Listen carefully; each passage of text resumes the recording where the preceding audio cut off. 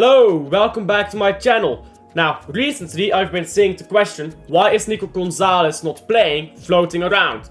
And I also see some people that are worried that he'll end up like another Calvin Phillips, which, spoiler, I don't think so. I think he'll have more minutes again next season, but we're getting ahead of ourselves. Let's just start with going through the last 5 games of of Man City and look at why Gonzalez isn't playing in most of those games and why I think he'll play again sooner in the season. So let's start with Wolves. We're just going to start with Wolves, our latest game, and as you can see, Nico Gonzalez didn't play, and I've got SofaScore open for all of these, but I'm not really gonna use it. It's just so that I have like the game result, all of that, and so I can use some statistics if necessary.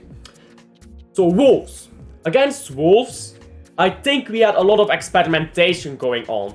Now, Bernardo Silva has to play for Man City in the system that Pep is currently using. And the reason why is because when Matheus Nunes pushes up, Bernardo Silva covers that right back spot. It stops transitions going from our right hand side, because Nunes is not gonna stop those. Nunes is not gonna do that. He's not good at defending. So Bernardo Silva has to play either right wing or in midfield. It just has to be that way. So every game with Bernardo Silva is in midfield, that's just the system Pep has created now, and it's a system that works. We are a lot less vulnerable on the counter. So you don't tell me to drop Bernardo Silva. He's playing really well at the moment, and it works. It works. Like, there's no reason to drop him right now. I don't want him next season. That's completely separate. But at the moment, he should play if this system keeps working. So Bernardo Silva, okay, why don't you put him on right wing and then push Marmoush somewhere else? And we see that actually in the Everton game.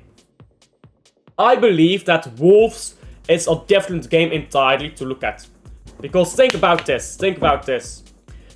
Rodrigo wants to play left wing. There's a potential he leaves Real Madrid. Our left winger at the moment is Marmoush. Pep Guardiola, I believe, has put Marmoush on the right wing against Wolves, a game where you have a time to experiment, a game where it's fine to experiment because you're probably gonna win, as we did. Put him on the right wing, see how he does. If it works, maybe you can get Rodrigo. If it doesn't work, you have to think about something else. So that is why I think the game went the way it did against Wolves. Now, Nico Gonzalez is not going to play in the 10. He's just not. He's no 10. And he's not a better 8 than Gundogan either, for when Gundogan plays in the 8. Because he's a 6. So why does he not play in the 6? Why Kovacic? Why not Nico Gonzalez? My opinion is, Kovacic is more experienced, so Pep prefers him. Personally, I think this looks a lot better. With Silva here, and then you have Doku on the bench. I think that's a banger system. You have Gonzalez as the 6 and Kovacic as the 8. Pep will not do that, because Pep wants an experienced 6. So the only way Gonzalez plays is as an 8. Now you can disagree with that, I disagree with that. But Pep Guardiola has always done this in the big moments, in the final stretch of the season. Remember, Cup final coming up. Who do you want to start in a Cup final? From Pep's perspective. Someone who you've barely had at your club, or someone you've worked with for 2 seasons now. That's just how Pep Guardiola thinks. So whether we disagree with that or not, that is why Gonzalez doesn't play. It's not tactical, I guess it's kind of technical. It's not about his ability, it's about his experience in the Premier League. That's what Pep Guardiola cares about most in the 6. That is why he needs to compete for the 8 role. He's not better than Gundogan, as I said earlier. So now he's competing with Bernardo Silva for that 8 role. Let's go to Nottingham Forest in the FA Cup. Now, in that game, Nico Lewis played. And, okay, why don't we have Gonzalez here? Nunes pushed up, yeah, as he always does. But Bernardo Silva is not dropping down. Not in this game. You can see in some other games he does that. In this game, he was very central. In this game. So why? Why do we not have Gonzalez playing this game? Because, let's be honest, he's not up 10. Let's start with that. He's not up 10. Grealish is going to play in the 10. The system was very weird against Forest, by the way. But the system was designed around pressing Forest in. The idea was to constrict Nottingham Forest, because on a big pitch, Nottingham Forest is not good. So, to press them in and to make them have gaps, to press them into their own net, stretch them on the width, but really compress them into depth, and try to force a mistake from Forest, try to get a gap in the half spaces. Now, maybe drop Lewis, sure, and you get Gonzalez. Sure, that's fine. But Lewis is better in tight spaces than Gonzalez. And again, Pep wants an experienced 6. Kovacic is his experienced 6. So he's going for Lewis. Now Silva, what was his job in this Nottingham Forest game? I don't know. He was pretty in that game, to be honest, but I mean, it's not the biggest concern for me. I don't really know what Gonzalez, Silva was supposed to do there. Maybe you could have done this. Maybe you could have had Gonzalez and Kovacic and then Lewis, and then you could have had something like this. But I don't like this either. I just don't like how he played against Nottingham Forest. So, maybe he could have played against Forest. I thought he would. Very weird system. Let's look at some of the other Premier League games. Against Aston Villa. Now, Aston Villa is a game where you're going to see a lot of the reason why Gonzalez doesn't play. Again, Kovacic is the 6. Nunez pushes up, Silva drops down here to the right back spot, as you can see on this heat map, to prevent any counters coming from this side of the pitch. O'Reilly pushes up to get bodies into the box. Kovacic, again, experienced 6, as I've said a dozen times. McAtee, because you need someone to bomb the box, which McAtee did in this game.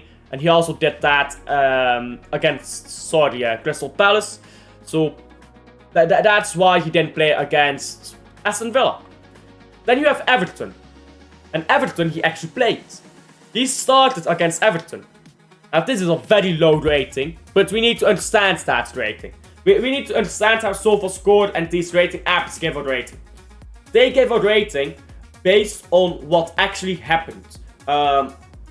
Nico Gonzalez, his role was not to put the ball into the box. It was not to I don't know, put balls down the right or the left. It was not to win back possession. It was to keep possession.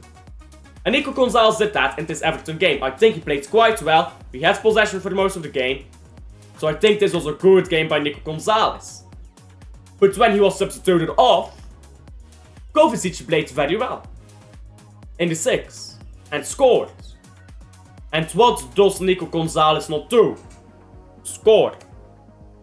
So again, you have your chance here in the 6 as Nico Gonzalez. But you're not the difference maker. You're playing well, but you're not the difference maker. Kovacic is. Another reason why Gonzalez does not play in the 6. That partnership between Silva and Nunez in the Everton game was very good. It was very good. Stopped any counter happening down Nunez's side. And Gvardiol and O'Reilly are more than capable of dealing with counters on their side. But there is no place for Gonzalez. There is no place. He's not better than, I said this before, he's not better than Gundogan in the 8. He's not better than De Bruyne in the 10. If someone, by the way, if someone tries to argue with me that Gonzalez is better than De Bruyne in the 10, because I know, I for a fact know that there are those people on the internet. I'm not gonna even hear that out. Like, I don't care about your contrarian opinions. I'm just saying what I'm observing. So, if you're gonna tell me, oh, Nico Gonzalez in the 10 would be better than De Bruyne, do me a favor. Right, then we look at Man City against Crystal Palace. Nico Gonzalez plays in the 6, with a double pivot with Kovacic, Gundogan in 10, who I think played quite well, unlike what it says here. Again, rating apps not always great. But here, this game, what happened? Early in the game, we conceded 2 goals. And Pep Guardiola looks at that and he thinks, we're getting cooked on transition. Now, of course, Lewis and O'Reilly both were echt een bad game. Diaz, not his greatest game either, but Pep looks at that game and thinks, we conceded twice on transition. I have Nico Gonzalez there to deal with transition, and he's not dealing with transition. Now, I think Gonzalez played well for most of that game. I don't think most of that was his fault. Although, one thing has to be said. He didn't do his job in the first half. In the second half, he played well. First half, not so much. So if you're thinking from Pep's perspective, you trust Nico Gonzalez to do this job for you, and he does not do it. So okay, you win the game. Great. Nico Gonzalez did not do the job you asked of him. You play against Everton. And okay, great, you win the game. Gonzalez was good. But Kovacic was playing that game as a substitute, proved himself able to handle those transitions, and was again the difference maker to one bringing in a goal. Something Gonzalez doesn't do. And then lastly, I want to look at maybe the biggest reason that people don't talk about enough. Nico Gonzalez isn't perfect. Shocker, I know. There's been quite a few games where Nico Gonzalez has played poorly. Like that Brandon game I pulled up. People ignore those games. Because we like to hate Matheus Nunes, we like to hate Bernardo Silva, we like to praise Nico Gonzalez. Nico Gonzalez has had poor games. That is the truth. Again, I would like Nico Gonzalez to start. I think Gonzalez with Kovacic, and then you have Bernardo Silva right wing, Marmoush left wing. I think that's the best we can have.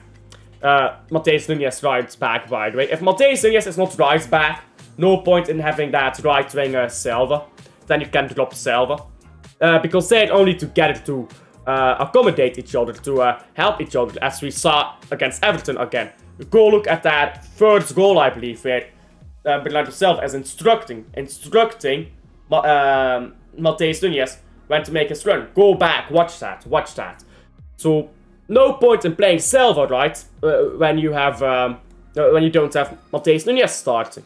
But Nunes is one of our best providers of GA this season. Now, goals and assists, goals, assists don't matter, GA bullshit statistic. Here's a fun fact. Every football game ever that has ever been won was won because you scored more goals. Shocking, isn't it? You don't win football games by playing fancy. You win them by scoring goals. So if you want to discredit GA, you fundamentally misunderstand the game of football.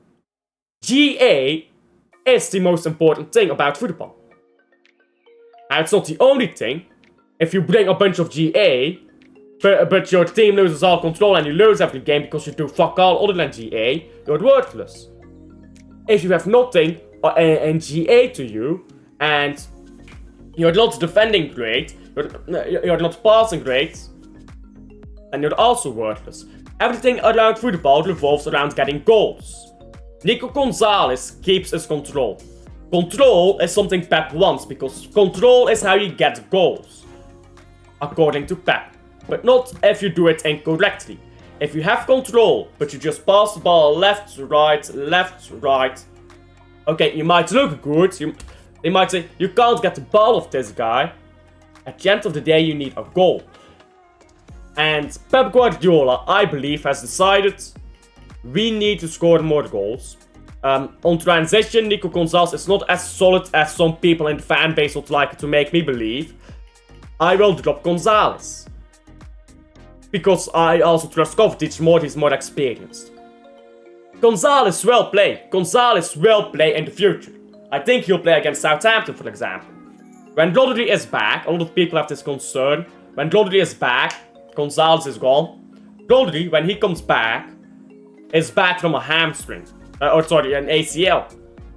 He probably wishes he had a hamstring instead of an ACL. He is not playing 30 games in a Premier League season.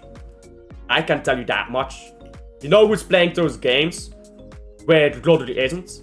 It's Gonzalez.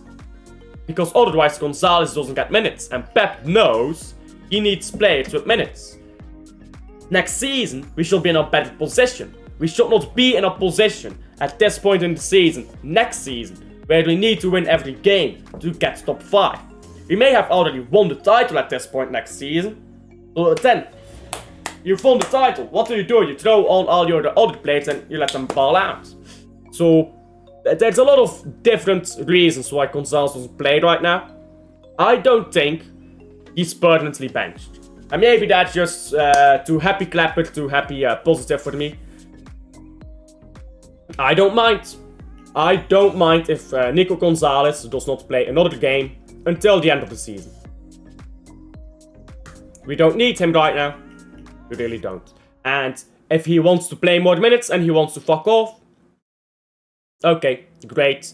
Thank you for giving us some stability and control this season.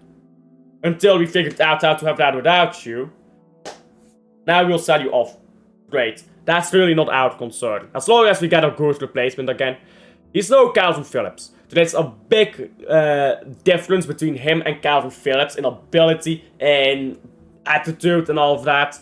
So don't worry about that. We will be able to sell this guy if we do end up wanting to sell him. So don't be worried, I guess is my final take on Nico Gonzalez. Tell me if you agree, disagree down below. Like and subscribe if you haven't already, because it does help out a ton. Jesus beard coming back. We will be dead, guys. We will be dead. I am almost Jesus again. And I'll see you guys on the next one. Bye.